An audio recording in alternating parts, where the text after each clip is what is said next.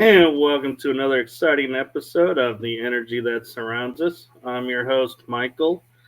And I gotta say, watching that new intro for this season, I gotta give shout out to my cousin who made that for me because that is such a cool intro. And I find myself getting lost in it going, oh, I, I need to talk about that topic. Yes. And so I put his website up there for anyone who's looking for intros or outros or ads. Now, with that being said, I am going to introduce our guest tonight. He is got so much information to share with us. I'm not even sure if we can get it all in tonight, but we'll do our best. So I am going to introduce you all to the one, the only, James Szubski. Szubski. Szubski. I was so focused on getting it right. But I was close. You were. So for those who may not be familiar with your area that you focus in, can you give our audience a little background on yourself? Sure, absolutely. So my name is James Szubski, and I own an outdoor adventure store in the Columbia River Gorge. And so that's the Columbia River forms the border between southern Washington State and northern Oregon State.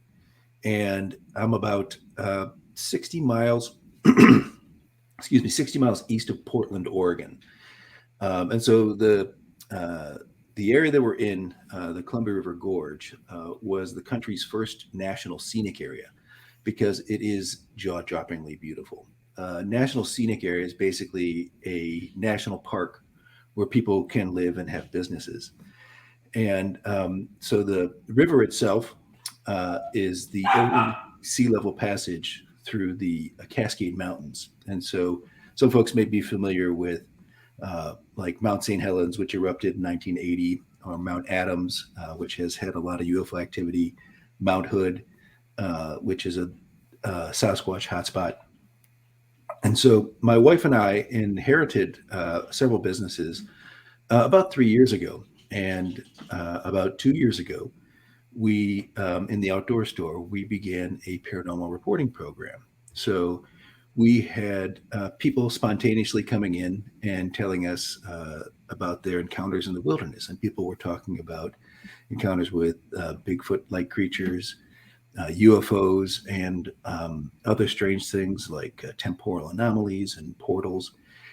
And I was fascinated, really interesting stuff. And so we put up a big sign in the window, and that sign said, "File your paranormal reports here." And I really didn't know what we were going to do with it. But now, almost 2 years later, we've had over 250 reports. That's amazing. And so, just to be clear, when you say, paranormal reports, are people coming in and saying, "Hey, I've seen a portal," or "Hey, I've seen a UFO," or how is all of this coming into awareness? Sure. So, like I said, a lot of times, we're a small town. So in the gorge is about 80 miles long and probably extends maybe, the area that we consider the gorge is extending probably 30 miles north and 30 miles south of that. So it's a pretty large area, but there not more than 100,000 people live here. And there's a number of small towns, small communities. I think the biggest one maybe has 20,000 people in it. The town where my store is, Bingen, Washington, has 800 permanent residents. And we're right across a big old bridge from Hood River, Oregon. And it's so the gorge is just a truly amazing place. You know, with the mountains there, we have waterfalls that are over 600 feet tall, and there are more than 90 named waterfalls on the Oregon side alone. There are over 600 caves in the area. There are mountains everywhere, and they form a rain shadow. So the western half of the gorge is basically a Pacific Northwest rainforest, and the eastern half is a high plains desert, with rock mesas and that type of stuff. There is whitewater rafting, paragliding, windsurfing, mountain climbing, rock climbing, spelunking. I mean, it really is an adventurer's paradise. And so a lot of folks come here to vacation, recreate, do have truly legitimate adventures out here. And so it started with people just coming into the store, and it's just me and my the people who work for me, listening to their stories. And so pretty soon, once we put up that big sign, we created a form, that you could fill out so we could sort of get some consistency in how people report that information. And so a lot of times folks just want to tell us a story. And sometimes the reports aren't, incredibly detailed. It's just, quick, I had this encounter and it didn't last very long kind of thing. Some of them are very detailed and they're pages long. And then we get the written reports in the store. We get verbal reports. Recently, we put the reporting form up online on our website, so margiesoutdoorstore.com, and a lot of folks report that way. We do a lot of work in social media in the local community, and we'll often ask local community, we just had this kind of experience, has anyone had something like that? And so we get a lot of reports through Facebook. And I've become kind of well known in the area. And so now people will stop me in restaurants or in the grocery store or, at the post office and say, "Hey, James, I know that you take in these kind of reports. And let me tell you this story that I've had." I think the secret to our success is from the very beginning, I had some very firm instructions for my employees. I said, when someone comes in and has a strange encounter to relate, we're going to treat them with the utmost respect. And we're going to ask intelligent follow-up questions. We're not going to give them a side eye. We're going to be a safe place to tell your story. I know from personal experience that, we knew that some people would come in and, tell a tall tale and just have some fun. And we figured no harm, no foul. It's just, people having a good time. But if you have had a truly unusual experience, you can often go years and have no one to talk to about it. Your family won't believe you, or they'll laugh nervously or dismiss it. It's hard to talk to your friends or your coworkers. And so we have earned a reputation as being a place where you can tell your story and we'll listen to you and we'll treat you like an adult. We'll believe the witness, and we'll see where things go from there. That's really cool and special, because I can tell you, living here in Texas, if you say, "Hey, I've seen a UFO," or "I've seen a ghost," half the time you'll get laughed at, like you're saying. And the other half, it's like they'll listen, but you're like, are they really listening, or are they just appeasing me? Mm-hmm. And they're going to laugh later. But that's really cool that you create that safe space. And I'm kind of curious because, like, Shannon's bringing up a good point in the chat group. She says, "I feel strongly that a mineral rare is in the water." Have you found anything like that? Have you checked what's in the water that helps make the area so special? Well, the gorge has a truly astonishing geologic history, and she may be onto something there. I should give your listeners a little bit of a sort of a paint a picture of what the gorge is like and how it was formed. So the river has been flowing here by some estimates over 40 million years. And so that is an incredibly strong current of energy to be running through one area for that long. If you just think about it, that energy moving through here, it's both the water and the wind that go down this channel. And in some places, the gorge is, like I said, the only sea level passage through the Cascade Mountains. And so you can go from sea level or just a little bit above sea level to 3,000 feet in less than half a mile. And they were formed in a really unusual way. In fact, there's no place else in the world quite like it. About 17 million years ago, a gigantic fissure opened in the earth at the Washington-Idaho border. And they estimate that it was 97 miles long, and enormous volumes of lava just started spewing out of it. Very uncharacteristic for the Pacific Northwest. Normally, we have, a different kind of volcano, not like the Hawaii volcanoes. Ours just sort of the mountain blows up and collapses. But this was that ropey, thin, soupy lava. And it flowed through the ancient Columbia River Valley, which was a gentle valley at the time, 300 miles all the way to the ocean. And the amount of lava that came out of this thing is absolutely mind-boggling. In some places in eastern Washington, this lava is 3 miles thick. They estimate that if you took all the lava that came out during this eruptive period, and this eruptive period lasted several million years, it would cover the entire lower 48 states of the United States in 60 feet of lava, the whole thing buried. Now, this lava didn't erupt all at one time. There were hundreds of lava flows. And so the lava would come out of the fissure, it would flow across Washington and Oregon, and then it would cool and harden. And as it did, the magnetic material in the lava would orient towards the Earth's magnetic north. And so, and then it would cool and get locked in place. Well, so the next time the lava flowed, it might be 10,000, 100,000 years later, the North Pole would have wandered. So I'm sure many of your listeners are aware that our magnetic North Pole is moving. In the last 100 years, it's moved over 700 miles. So you can imagine that over 10,000 years or even 100,000 years, that North Pole can move considerably. Well, when that next lava flow comes, its magnetic material orients to the new magnetic north, and when it cools, it gets locked in place.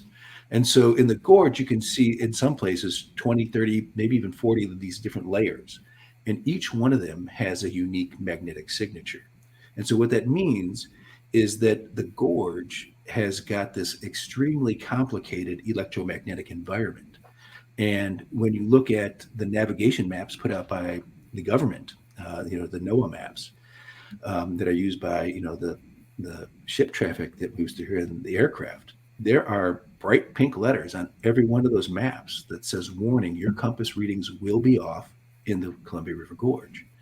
And so when you talk about there being something in the water, it's something in the rocks that is really, I think, impacting some of the experiences people are having here. And, we can get into that in more detail a little later on, but I should maybe talk about some of the experiences that we're hearing about. So Washington State has the highest per capita Sasquatch sightings, and there are two counties in the gorge. One is Skamania County, where my home is, and the other is Klickitat County, where my store is. And Skamania County has by far the most Sasquatch sightings in Washington State. Washington State's also known as having the highest number of UFO sightings per capita. And so in Klickitat County, especially around Mount Adams, we way over index on those as well. So we get reports of those kind quite frequently. We also get reports of other strange cryptids. There's a creature here that hopefully we'll get a chance to talk about. We call it the Klickitat. It's a Black Panther-like creature. We've had 80 reports of that alone. We get reports of small humanoids. We get reports of temporal displacement. People report seeing portals. There's lots of strange government activity out here. Very rich ghost story traditions that go out here, especially out in the Dalles, which is kind of in the eastern side of the gorge on the Oregon side of the river. This was the end of the Oregon Trail. And it was, where all the pioneers were coming to the west, eventually stopped there. They survived the Oregon Trail. And that's not a ghost town. It is a ghost metropolis. I mean, the number of stories that we have out there is just off the charts. And so what's interesting to me, here we are in the store, and we're getting literally hundreds of reports coming in. And so this is the experience that people are having. And, I've had a few unusual experiences myself, but the one thing I can say with absolute clarity is that people have more experiences in the gorge than normal. It is a place that over indexes in people feeling like or reporting these kinds of experiences.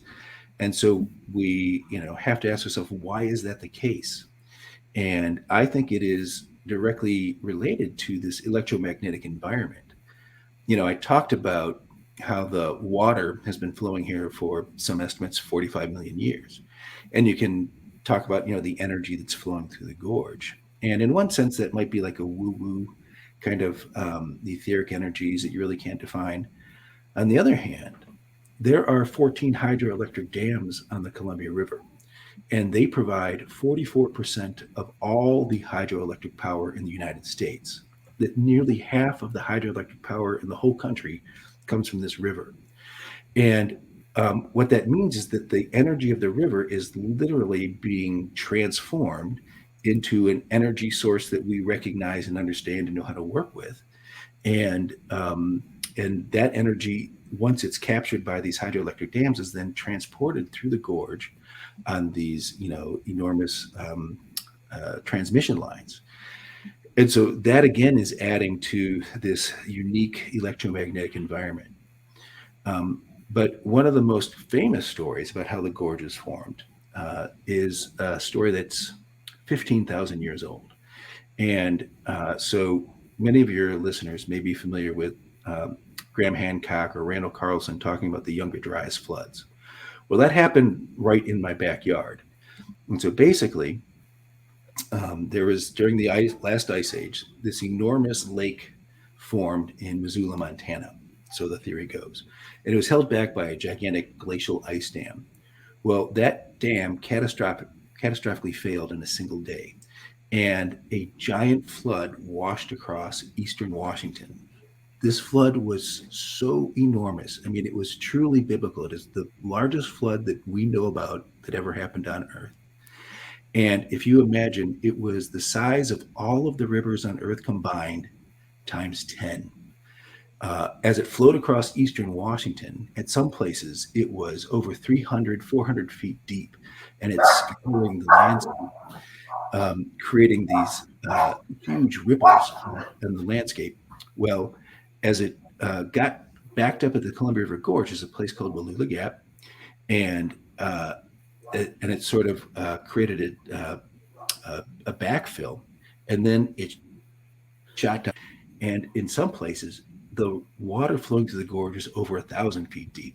They estimate that right by my store, it was 800 feet deep. And as it ran through the gorge, it tore boulders and rocks off the walls, removed all of the soil, topsoil, trees. Every living thing was just completely destroyed and washed out to sea, 100 miles away. And what that did is it exposed all of those rock layers. And so as you drive through the gorge, you see these magnificent cliffs, and they have these like a layer cake, just these different layers of all those different lava. Basically, normally you only walk on the top layer and it's got its own magnetic signature. Well, as you drive through the gorge or hike through the gorge or sail through the gorge, all of those layers are exposed, each with a different magnetic signature. And it's just like a live wire because it's right there, and that water scoured everything away. So it makes the gorge incredibly beautiful, but it also creates this really amazing electromagnetic environment. And then the final thing that makes it crazy out here is about 2 million years ago, the Cascade Mountains started rising up. Literally, the river is older than the mountains. And they started taking those layers and bending them, as it came up, and it would bend those layers and create all these angled, contorted forms in the rock. And in many of those places, people report glowing orbs. And in fact, I have taken pictures of them myself, and my wife and I have seen them as we drive down the gorge. And we have dozens and dozens of reports of people seeing glowing orbs, especially around these areas of great tectonic stress. So I know that maybe your listener had a different idea about something in the water, but it definitely has to do with the way the minerals were formed here in the gorge, the way the rock layers were laid down, and how they were exposed. And the reason why I believe this is part of why people are having these experiences is that there have been a number of studies where basically the human mind in the temporal lobes and in the hippocampus has been recorded to have 5 million magnetite crystals per gram of brain matter in these areas. These brain structures are active during when people are seeing visions and things like that, right? And so these magnetite crystals in the human mind are actually Dr. Michael Persinger was the man who studied it. He was up at Loretown University in Ontario, Canada, back in the 80s. He would manipulate magnetic fields around a person's brain and induce a whole series of perceptual effects. And so we have absolute scientific proof, peer-reviewed, well documented, really good science that's showing that magnetic fields can influence human brain activity. And some of the things that he was able to induce were really astonishing. There's this notion of a sensed presence that people would feel under certain conditions.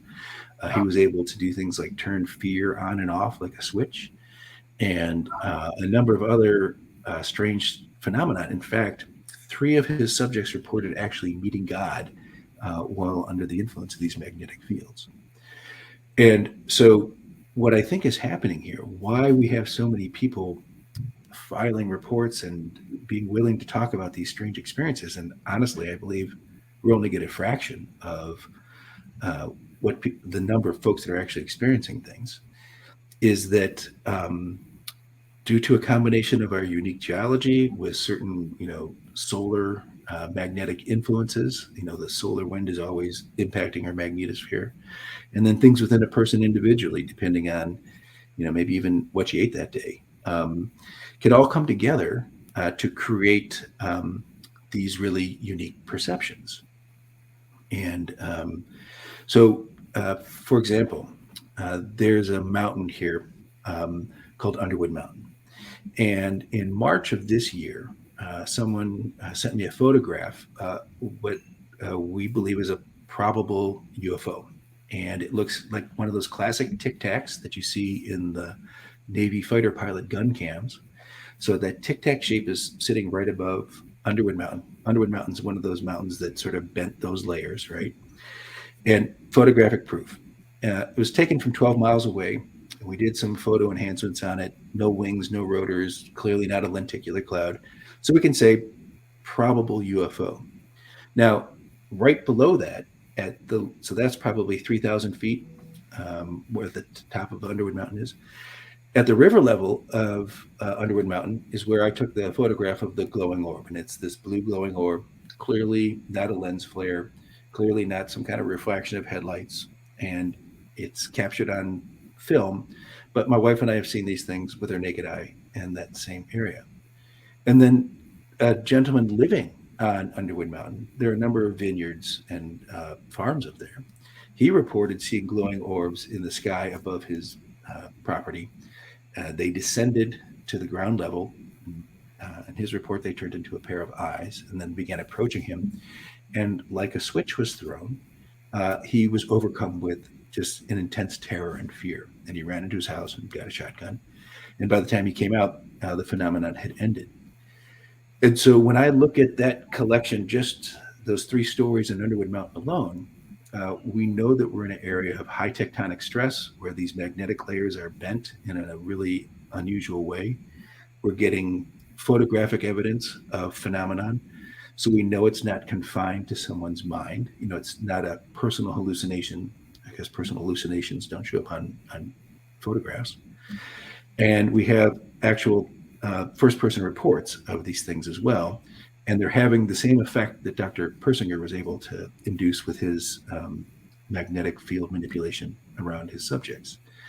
And so, again, that's just a snippet of some of the things that are going on out here. And what's really fun is that in the store, people are coming in and we're able to start seeing patterns of the types of phenomenon that people are experiencing and where they're occurring. And I have to tell you, it is a complete joy. I mean, it's sort of like a new Scooby-Doo mystery walks in our door, a couple times a week, and we get to check it out and, talk to these people and try to make sense of what's going on out here.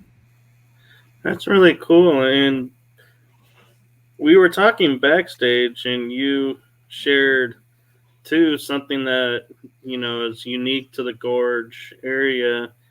And as we're talking about it, and I'm hearing all the electromagnetics and everything, I can't help but think, did that tie into why the government in World War II used that area?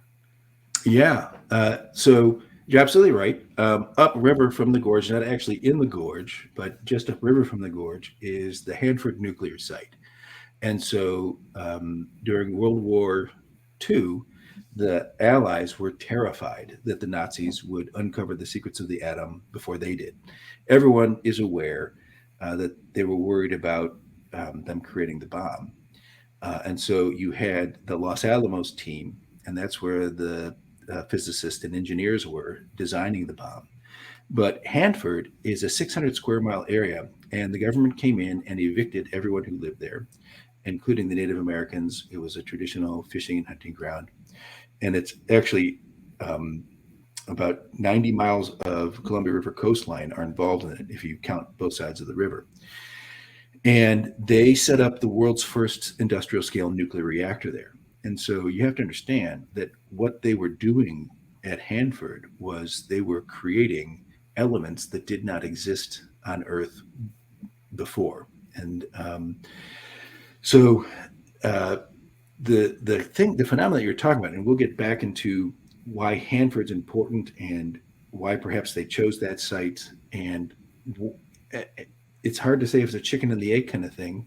Like I said, Mount Adams, huge UFO hotspot. The first main UFO sighting in the U.S. was the Kenneth Arnold sighting, June of 1947.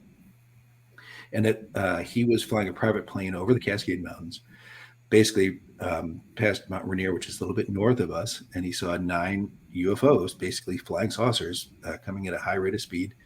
They went from north to south, and they basically flew to Mount Adams. And so this was the beginning of the flying saucer craze in the United States, but it happened right here in our backyard. And at the foot of Mount Adams is a place called ECETI Ranch.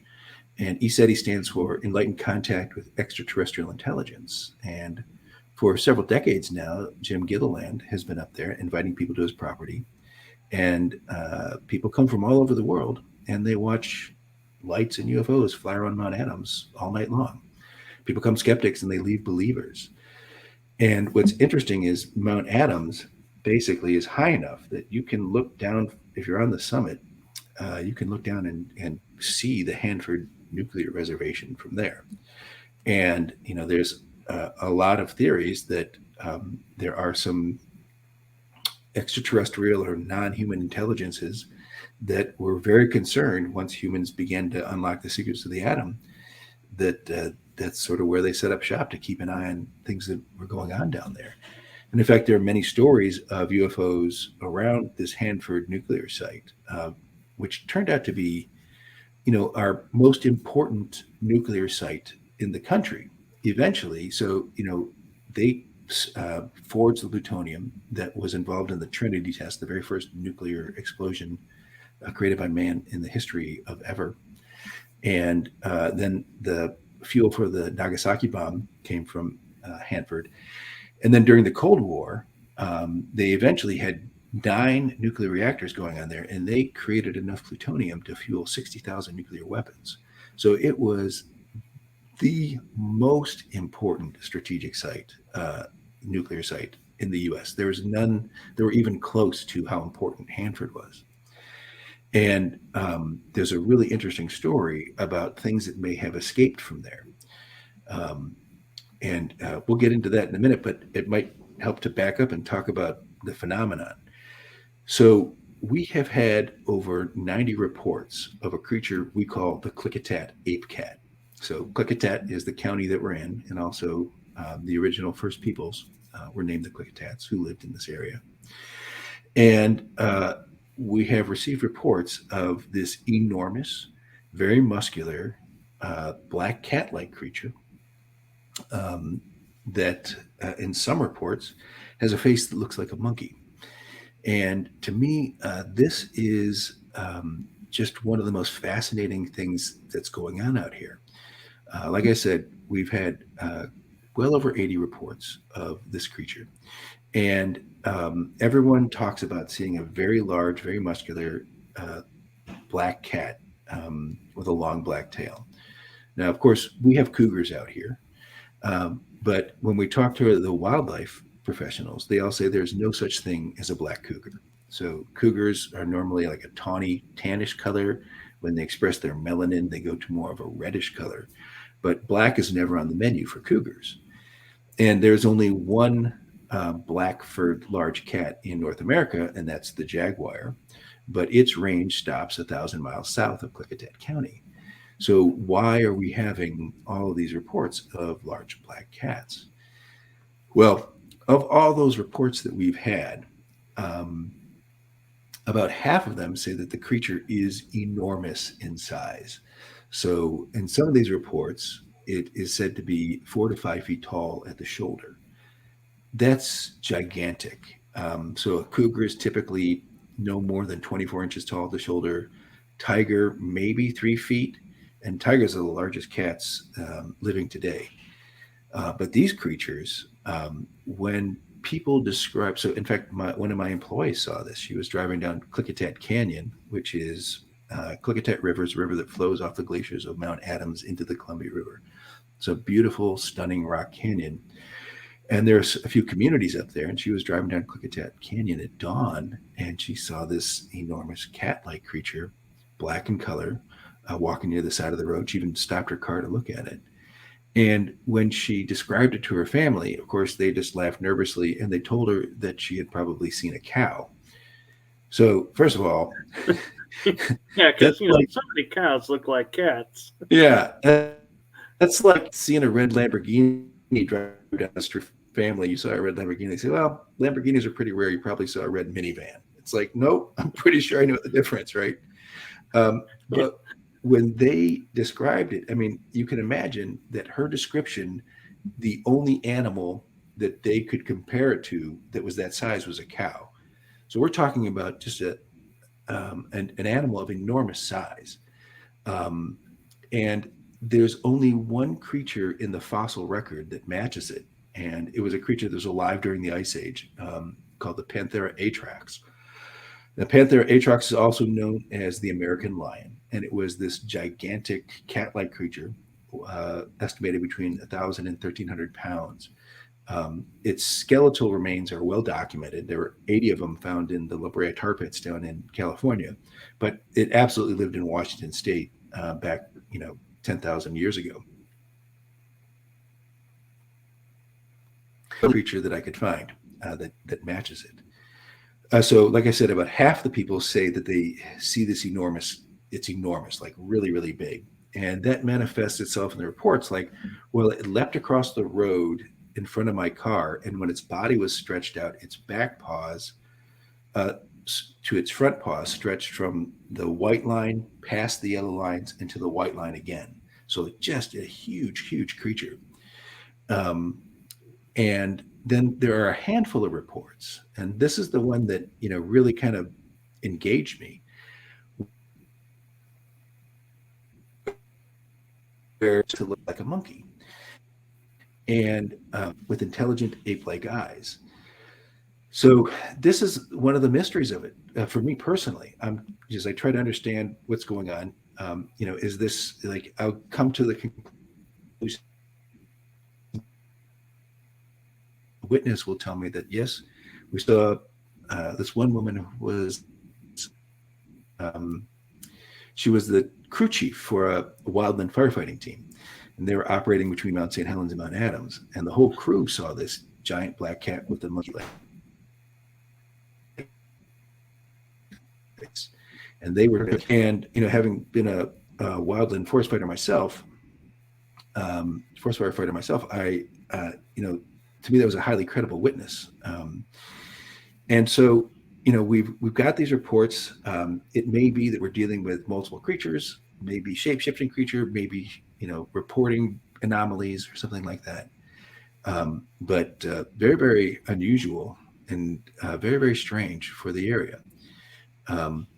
Some folks say that it seems to be able to phase in and out of your ability to see it.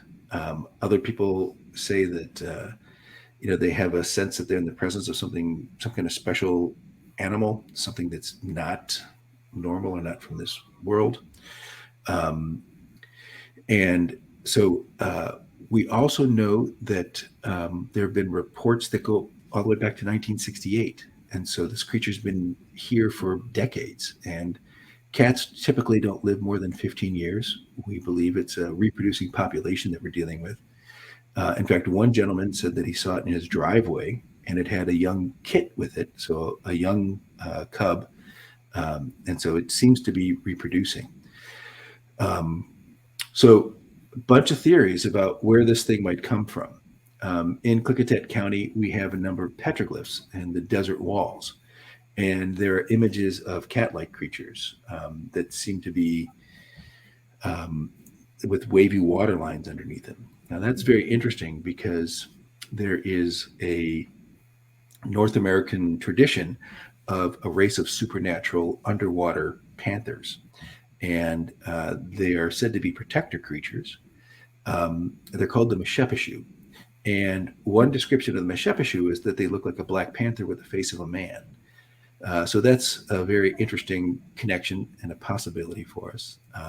When the Native Americans talk about creatures that come from the underwater realm or the sky realm or from the earth realm, they're talking about beings that have 1 foot in the physical world, everyday world that we know, and 1 foot in the spiritual world. And it's interesting that the petroglyphs we see out here have this cat-like face with wavy water lines underneath the head. And so there's one connection there. Those folks at the City Ranch claim to be in contact with a number of extraterrestrial races.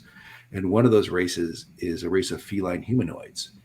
And in fact, their logo, if you go to ecity.org, you'll see a lion's face on their logo, and that's representing one of the extraterrestrial races that they say that they're in contact with. And so those are some interesting clues. But if you don't want to go down a supernatural route, surprisingly, the most reasonable and mundane explanation is that it escaped from the Hanford Nuclear Reservation out a little bit upriver from us. So I've been firing. It feels like I've been firing stuff at you, and I want to give you a chance to jump in. Oh, no, I've been fascinated by this. And as we were talking about it, and you're saying, you have this cryptid, and I had another guest, George Mitrovich, and he was pointing out when the frequencies lined up perfectly, like it could be a mountain where you could have an alien and have a Bigfoot and have a paranormal sighting, all because the energies are aligned in that moment on a sine wave. And I couldn't help but, as we were talking about the gorge, with all the energies flowing through there, thinking, if you have mountains on the left, mountains on the right, it's the sine wave just bouncing back and forth. And that's why they're so frequent more than others, because the sine wave is, in theory, trapped and just bouncing back and forth. It's, like you come down here and you just can't help but have the sense, like if you can just calm your mind for a minute, maybe get out of your car and stand in, one of the natural areas, like there's a definite sense that there's something going on here, something unusual. It's a very mysterious and almost magical kind of a place. And I'm kind of curious because you mentioned like people have seen portals. How do they know they've seen a portal? Like, did they say something was there and then just vanished? Or, how did they describe it as a portal? Well, so one gentleman came in and to the store, and he said, Now I'm going to talk about this kind of stuff, but I've got a story to tell you about a portal. And I kind of jumped the gun on this one. I said, "Oh, you mean the portal that's on Mount Adams?" And there's a number of stories that there is a physical hangar door that opens on the side of Mount Adams, and UFOs fly in and out of it. In fact, some folks who were up at East Eddy Ranch caught some photographs that they claim is showing this um, basically hangar door that opens on the side of the mountain. And he said, "No, no, no, no. I'm talking about this was above and to the side of the mountain, and it looked like a hole in the sky." Basically, what he described was he was looking at the mountain, and off to the left of it, he could see what appeared to be a different kind of sky behind it. It was like this sort of amorphous circular shape and in the sky, and it looked like the sky behind it was different. And first he thought there was something wrong with his eyes, so he rubbed his eyes, and then he drove his car to another location to make sure that it wasn't something wrong with where he was or something like that. And sure enough, it was an older guy, probably in his 70s. He said, "Yep, it was the darndest thing." And he saw this, basically the background doesn't look like the area around it, and it's usually a roundish kind of shape. And there's another report that we had, very similar. This one is at ground level, just east of the town of Lisle. So this is maybe 10, 12 minutes from my store. And you drive down Highway 14, and right there before there's a tunnel that goes through the rock there. And just before the tunnel, they saw a similar type of thing where there's sort of a strange circle-like shape, and what they could see inside of that circle didn't look like what they were seeing around the circle. So several reports like that, where people have these kinds of strange experiences. A number of reports sort of related to that, which is where people have temporal time and space displacement, where they believe like time has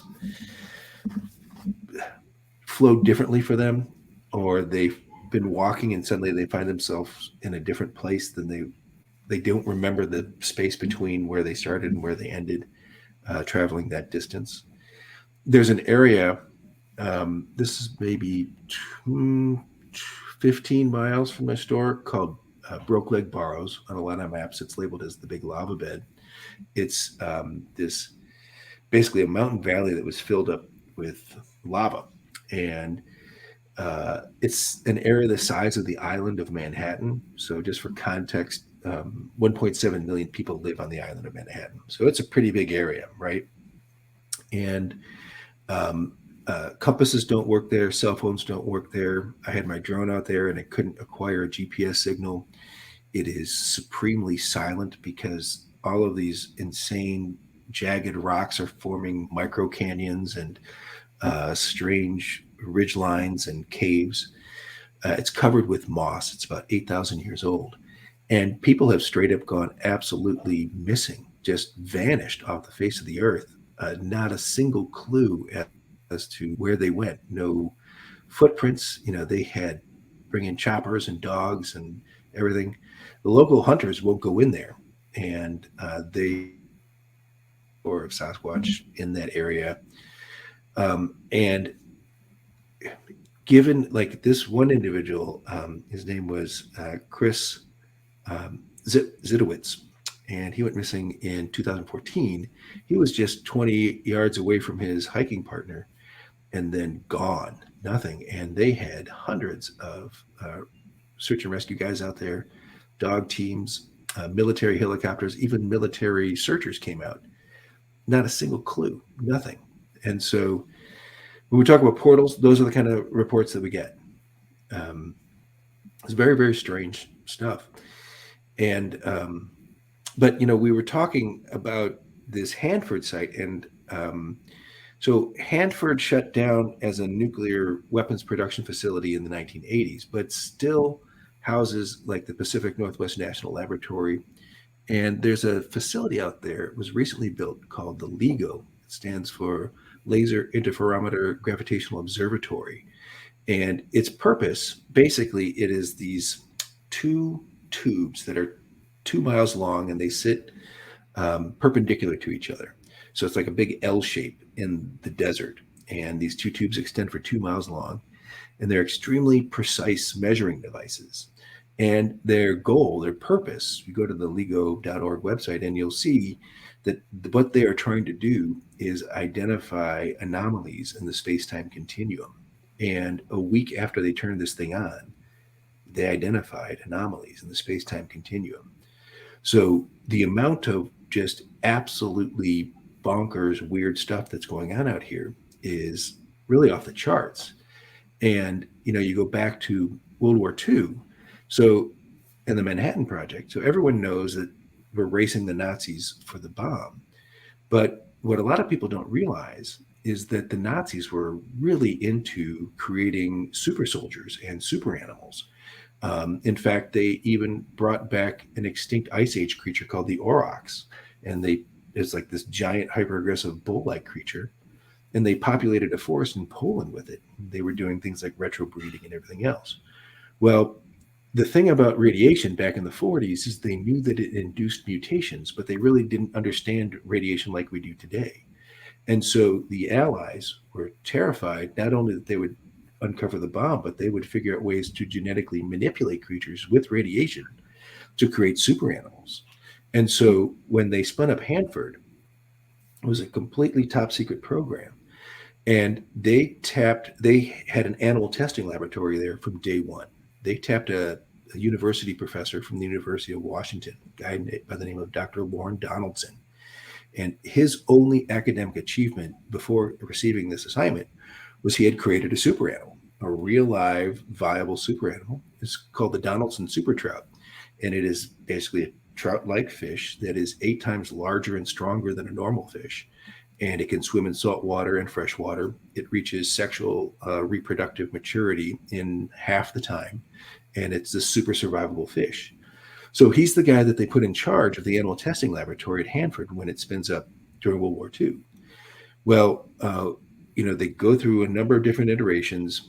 We win the war. They announce Hanford as a thing. Then they immediately clamp it back down because the Cold War starts, because the Nazis are scooping up all these the Russians are scooping up all these Nazi scientists. So we start bringing some Nazi scientists into our fold through Operation Paperclip. And eventually, Donaldson passes the baton of this animal testing laboratory over to a guy named Bill Baer. And Donaldson goes to the South Pacific, and he's involved in like all the Bikini Atoll tests and the disastrous Castle Bravo tests and all the things that brought rise to the Godzilla mythology. And he stays in contact with this Bill Baer guy who's now running the animal testing laboratory at Hanford. And this facility grows to be so that it could house 1,000 large animals at a time. It is an absolutely massive endeavor.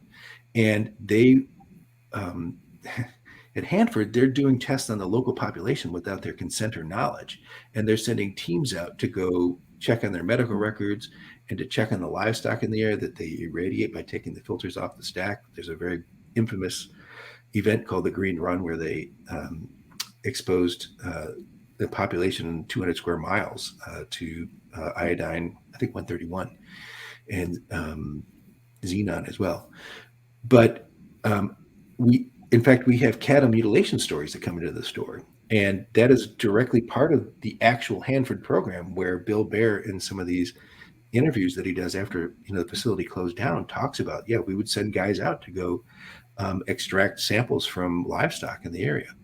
Well, they've got this giant animal testing lab, and they begin testing apex predators, irradiating apex predators. And the one that we have actual historical documentation of, and Bill Baer talks about it in 3 different interviews, these sort of history of Hanford interviews that he does, oral histories. And he even holds up a picture of a device that they use to irradiate alligators with X radiation. And it's got alligators in it. And so they're irradiating this pack of alligators that they have. The stories vary, but it's either between 20 and 40 alligators. Well, one night, 6 of these experimental irradiated apex predators outsmart the scientists, and they escape into the Columbia River. And so there are 6 alligators that are these test subjects that are now swimming around in, basically a public waterway. And this is the second time that alligators escaped. One of them was caught by a fisherman, stuffed and put into a sporting goods store. It was actually caught in the Columbia River. And the Hanford team, which of course Hanford is run by the Department of Energy, they have to go in and confiscate it because this thing is radioactively hot. And so this time, when these 6 alligators escaped, they put out a press release, and so it's part of the public record that there are alligators in the Columbia.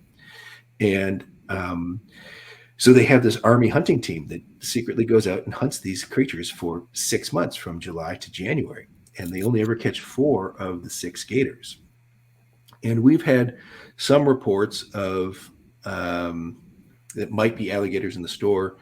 Folks have said that something large grabbed their kayak from underneath and tried to pull it under, but no actual sightings in our store.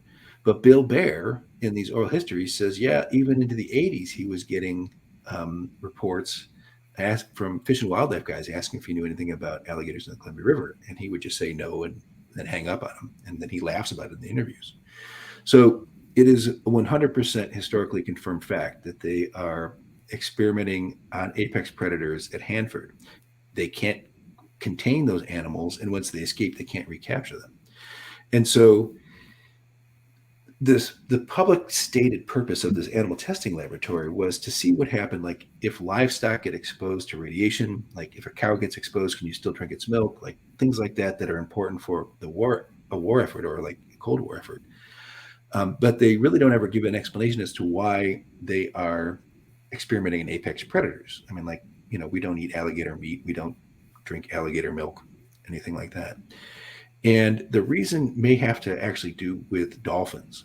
So since 1958, the US government has used dolphins to guard some of our most sensitive nuclear sites. In fact, in the 90s, a quarter of the US nuclear stockpile was guarded by dolphins.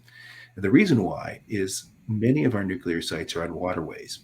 And it is really one of the biggest threats would be Soviet scuba divers, especially with night vision gear, coming in and surveilling or sabotaging your facility.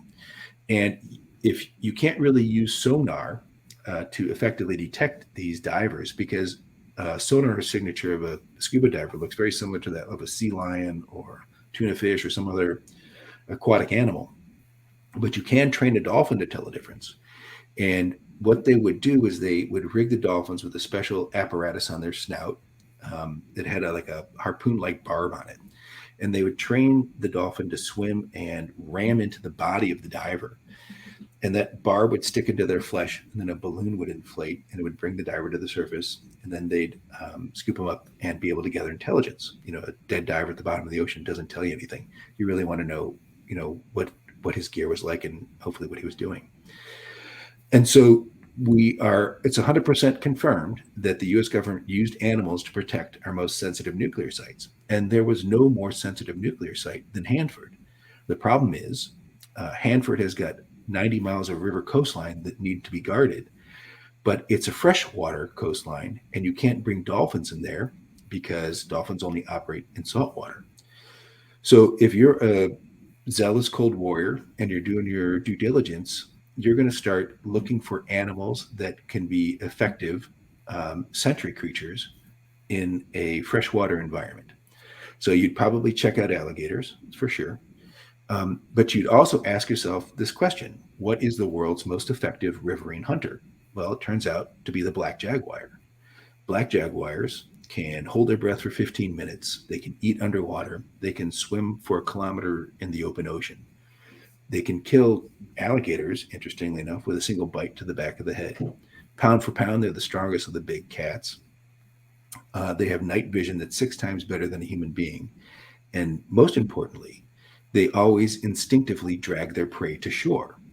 And so if you were going to go down a checklist and say, okay, what kind of animal do we want to train to be a sentry for this facility? A jaguar would definitely be at the top of your list. And so what we think happened was, just like the alligator program, they were experimenting on irradiating and perhaps mutating black cats, black jaguars. Just like the gators, those creatures outsmarted the scientists and escaped. And once they escaped, they were unable to recapture them. And surprisingly, that is the most reasonable and logical explanation as to why we're seeing these giant black cats roaming around Klickitat County. If you were to go north, east, or south from Hanford, you'd go deeper into desert. If you were to head west into Klickitat County, you'd start to get into that Pacific Northwest rainforest area where there is abundant food and plenty of habitat, which would be conducive to these creatures' existence. Interestingly, in the 40 years or so, maybe even more, 50 years of reports, there have been no hostile encounters. So no one has ever reported this thing attacking them or ever being aggressive. We do have many reports of them being completely fearless of humans, however. And if you think about the notion of training an animal to be a sentry creature, you would want it to be comfortable around humans, not attack humans on sight, but only attack humans or whoever you're going after under certain conditions with certain commands. So, like I said, surprisingly, the notion that the government, these are escaped experimental creatures, is the most reasonable and logical one we could come up with. That's really fascinating. And I know we had talked about time when we were backstage and we're actually approaching the hour. Do you have time to cover one more topic, or do you need Sure. to go? What do you want to talk about? So I was curious because you mentioned Sasquatch, you mentioned the ape cat. Are there other cryptids in the area, and could it be, conducive to more escaped possible experiments from the facility, or are they completely different and their descriptions? We do have a number of cryptids, and this is one of those questions that really has got me curious. It's almost like we're at some kind of strange crossroads. So this one was a personal story. I've got a 10-year-old daughter, and when we get a recent report, she'll go out and investigate with me. And so it's kind of fun. And I've got this sort of enhanced 4-wheel drive FJ Cruiser, and it's got spotlights and cameras and drones and all kinds of gear on it. And we call it the Cryptid. And that's what we go out and do these experiments or go do our research with. And we were driving around in the Cryptid. The whole family was in the rig, and we were going up some dirt roads, and we pulled off to the side to let another vehicle pass. And my daughter looked out the window. She said, "Oh, there's a big snake out the window. It's about 4 feet long." "Oh, that's interesting." And the other car passed, and we started driving away. She said, "Yeah." I said, "Tell us about the snake you saw." She says, "Well, it was sort of like light brownish in color, and it had these frills on the side of its head, and the frills were sort of reddish, and then they faded to a yellow color." And she was just describing this animal that she had seen. And I was listening with intense curiosity because there are no frilled snakes in Washington State, in North America, in the Western Hemisphere, or on Earth. And so my daughter, looking out the window like a curious 9-year-old at the time, saw a creature that shouldn't exist anywhere in the world. And she's my kid. I know her well enough to know when she's making something up. And for her, she wasn't thinking about this being her reporting something paranormal. She was just reporting one of the many creatures we see when we drive around out here. So fascinating. And that's just one story. We've had stories of large dog-like creatures that whistle and are hairless and are definitely not dogs, that seem to be afraid of the sunlight. We've had stories of enormous 20-foot tall, hairy type creatures that are not Sasquatches as well. We've had reports of 2.5 to 3 foot tall humanoids. Some of them have praying mantis like heads and are associated with places where owls are seen standing in the road. And a whole variety of unusual cryptids, strange creatures. Some of them are related to some of the Native American traditions from the area and the stories that they tell of the creatures they encountered, especially creatures from the spirit realm. But yeah, there's just a whole host of strange things. And, I am scratching my head as we try to piece together what this could possibly mean. There's a couple of theories. They were experimental creatures that escaped, or the Department of Energy opened some type of portal and these things are able to move through there, or there's natural portals occurring because of the types of magnetic properties of the rocks in the area. And it's and we've got reports of government secret bases, and we've got strange advanced military aircraft flying through the area all the time, and they may be here observing all that. It's really hard to say. The Department of Energy's um, top secret policies are even more strict than the Department of Defense, as highly compartmentalized, and so some of these things we may never know with any kind of real facts. But the point is that this is a place where, I mean, it is filled with magic and wonder, and that is, to me, it's so exciting and satisfying and amazing and wonderful to be in a place where all the questions aren't answered, and to sort of have set up our store in such a way that we are a focal point for all that. And this is the place where people come and report that. It is, like I said, it's been a truly wondrous and amazing experience. And to think this was all, I think you put it in the terms of inherited to you. And so it's like, you can't help but wonder if somebody was looking into the future and going, he's going to do right by this. We should give this to him. And because if we give it to these people, they're going to totally cover this up, destroy this, possibly. Yeah. It's fun to wonder. And and I honestly, I encourage, especially folks who are interested in the paranormal, to come out to the gorge and visit. My store is in Bidgen, Washington. We're right across the river from Hood River, which is a fairly popular destination, vacation destination for folks. But yeah, come out and explore. In the store, we've got big maps on the wall. I'm a sort of a Dungeons and Dragons nerd from back in the day. You can kind of see the map behind me for those of your listeners who've got video. And so I drew that map of the gorge, and it shows where a lot of this locations of many of the sightings are. We've got a couple of self-guided tours. I call them arcane adventure maps. So I've illustrated and written guides to some of the paranormal hotspots. One's called Beacon Rock, which is this giant 840-foot tall rock monolith where there have been numerous apparitions and Bigfoot sightings and orb sightings. And then there's also Horse Thief Butte, which is also a very mysterious place where we've had ape cat sightings and some of those small humanoid sightings. And there are petroglyphs on the wall. Excuse me. And so we're trying in all the ways that we can to give people the tools to go out and investigate and enjoy these phenomena for themselves. And we love sort of being at the center of it. We love people coming back and telling us what they experienced while they're out in the wilds. And real quick, because you brought up the small humanoids again, what's your take on the small humanoids? Do you think they're visitors to the world, or from inner Earth, or just natural habitat to the gorge area? And that's a strange one. So the encounter, the report we received about this small humanoid, it was in one of the desert areas, 2:00 in the morning. And the person was driving, and there's a wide spot in the road. They saw a skinny creature no taller than the hood of their car standing on the side of the road. Definitely, bipedal, and a head shaped like a praying mantis.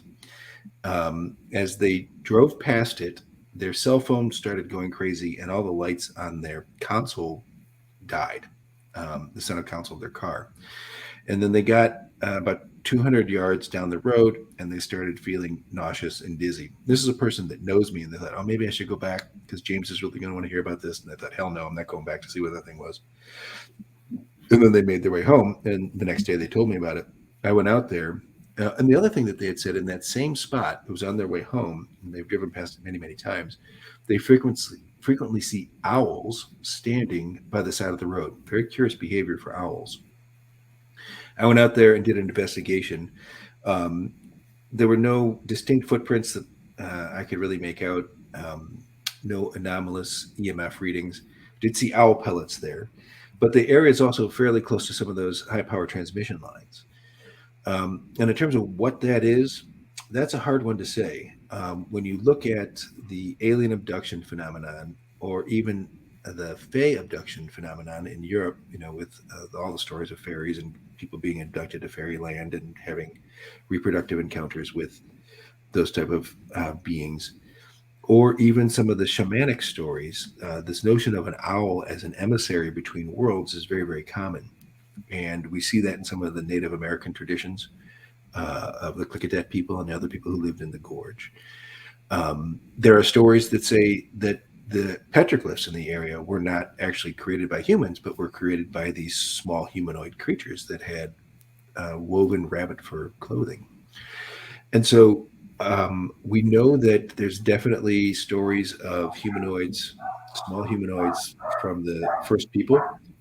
We know that there are stories that people are experiencing today. Some are this weird praying mantis shaped head thing associated with owls. Others are more perfectly formed humans that don't seem to be in any way misshapen, just small. My sense is that they're, I guess commonly folks would say transdimensional, but the way that I like to think about it is, so if you imagine right now, if you had your radio turned on, you could be listening to classical music, right? So imagine that classical music is like our brains, which are basically just receiving apparatus. Our senses are receiving apparatus, and they're tuned to channel normal, and we'll call it just like the classical music.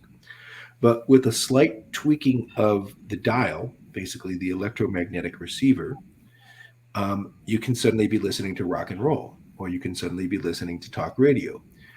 Those signals are present in the environment already. They already exist. The rock and roll station is broadcasting, the talk radio station is broadcasting, and the classical musical station is broadcasting. But your brain is just tuned to classical music, and that's where it sits most of the time. What I think happens when people get out to the gorge is their electromagnetic tuner is adjusted slightly, and they're suddenly able to perceive things that are always there, just not your receiving apparatus. Your brain is not tuned to it. Does that make sense? You understand what I'm saying? It does, and it might explain too why, with the energies of the area, why it's more they're living there is because they're able to sustain just as well as we are. And so it's just like the perfect kind of, Mm-hmm. you'd almost say biodome Yeah. ecosystem for them. And by the same token, they have their receiving apparatus, and they may be tuning to our channel, and thereby entering, and they're perceiving us. So I really think that because we have a phenomenon that's captured on film that leave footprints that are co-witnessed by multiple folks, and we did get a chance to talk about some of those stories, but we've had stories where 6 river rafting guides watch a UFO, giant egg-shaped UFO floating above the river for 45 minutes. So like when you have a co-witnessed situation, or you have a physical evidence situation, or you have a photographed situation, you can't be talking about something that's purely confined to a hallucination within one person's brain. These are phenomena which are sort of mixing with our physical reality. And so you have to account for that. You can't just say it's a hallucination, or someone's off their rocker, or they're doing drugs, or whatever it is. Interestingly, when you look at like ayahuasca trips, or people who are on different types of quote unquote hallucinogens, they are seemingly perceiving a persistent, consistent reality that's different from our own.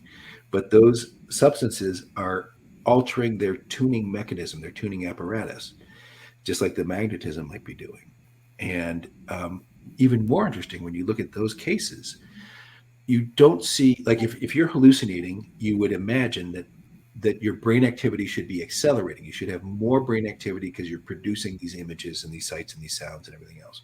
But what the actual science shows is that brain activity actually slows down when you're having those hallucinatory, quote unquote, hallucinatory experiences. What that seems to indicate to me is that you're not producing, your brain is not manufacturing these experiences. Your brain is calming down and perceiving what is actually there. So it's a fascinating thing, and I'm not a scientist myself, and I can only have theories and do my reading and look at what the field data here in the gorge is showing us. But I really do believe that you can call it another dimension, but I call it another channel of information that we're tuning to that we just normally aren't tuned to. Right, and I think the benefit to that is, like you saying, you're not a scientist, because unfortunately, scientists nowadays go into locations to verify their theories, or to say, oh, if it's not our theory, we can't explain it, and just leave it at that. Where you're going in and saying, look, this is what the evidence shows. This is what I can gather from the evidence. And so it's like, yeah, you have no agenda, where some scientists do have an agenda. So I'm not saying all scientists are bad, don't get me wrong, but a lot of them go in and are like, hey, I wrote my paper on this. I don't want to have to rewrite my paper. So yes, we're going to say it's this.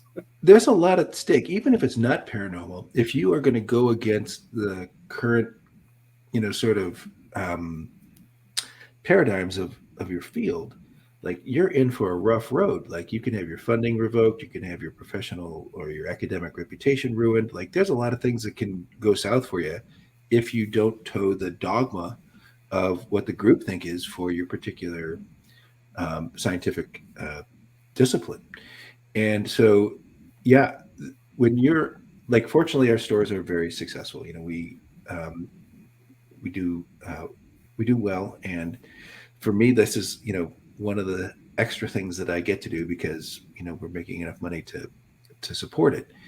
And so I don't have to worry about an academic reputation or whether my funding is going to be cut. We're sort of a self-funded operation, and we're able to explore what the field data is showing us, and certainly welcome open-minded scientists to come and share their thoughts on it. But and some of the greatest insights that we have are coming from people who are doing good science and are sort of willing to step beyond the boundaries. But it's just like I said, fascinating and wondrous, really satisfying endeavor.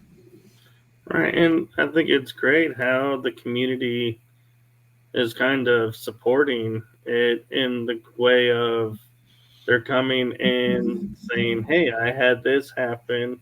Like you're saying, coming in the store, filing reports with you, or coming to you and saying, hey, did you hear, have you had anyone tell you about this?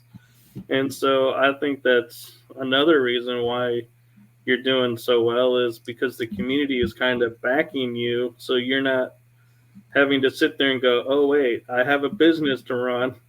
I better not rock the, water too much. So you're free to go where the evidence goes, because the people are behind you that, support you.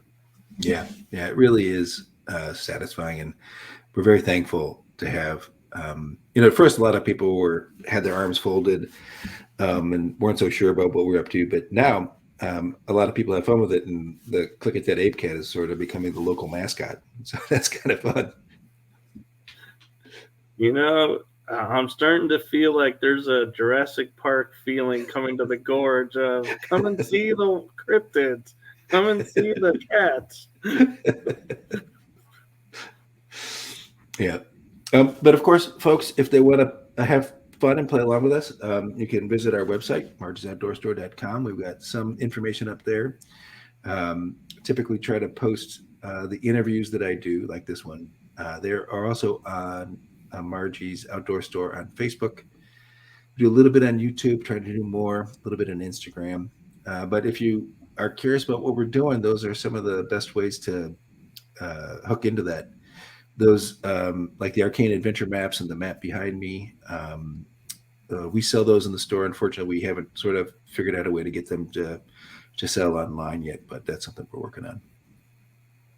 Well, that's really cool, and thank you for that, and for the listeners and everyone watching.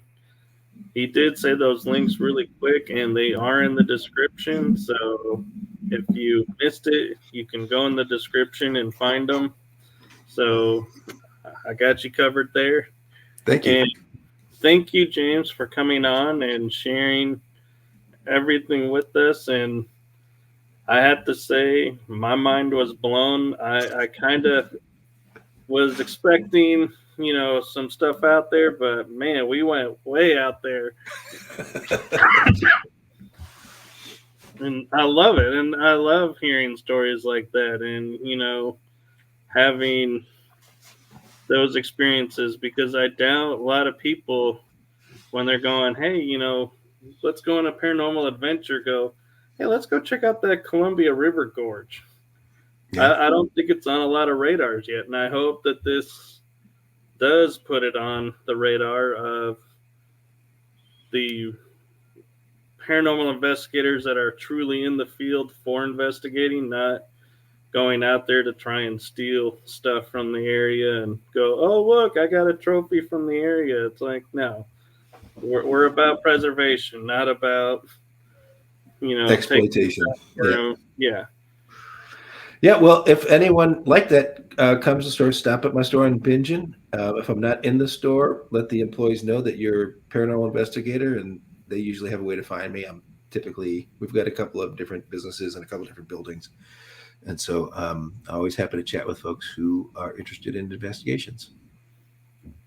Well, thank you, and may take you up on that if I'm in is it Washington or Oregon area? I get confused. That's basically, you'd fly into Portland, Oregon, and then drive for about an hour and cross the bridge, and you'll be in Washington State. Okay.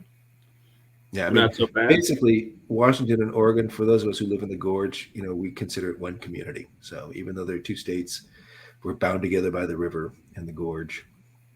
And so it's, like we consider the gorge the community. Well, I'm starting to feel like not like, Children of the Corn vibe of, community, but like more like, I would say the closest thing would be like Amish, to where everyone is gathered together and, and benefiting everything.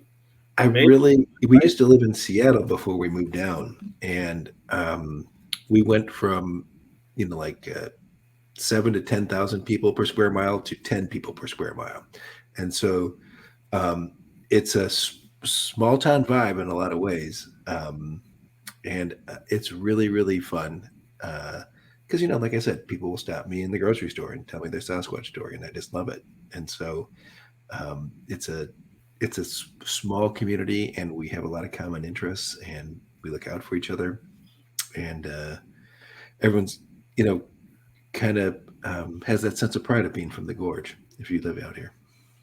Well, that's really cool, and I love that. And like I said, if I'm ever in the area, I'll definitely put that on my list of gotta go check out, and stop in and say hello if you're around. I'd love to see you. All right. Well, thank you to everyone in the chat room for your questions, comments, and I want to thank everyone for watching. And before I send us out, I just want to state, for everyone that's watching, I hope you have a wonderful evening, a wonderful day, or a wonderful afternoon wherever you are in the world. But for us, it's nighttime, so good night from us. We'll see you.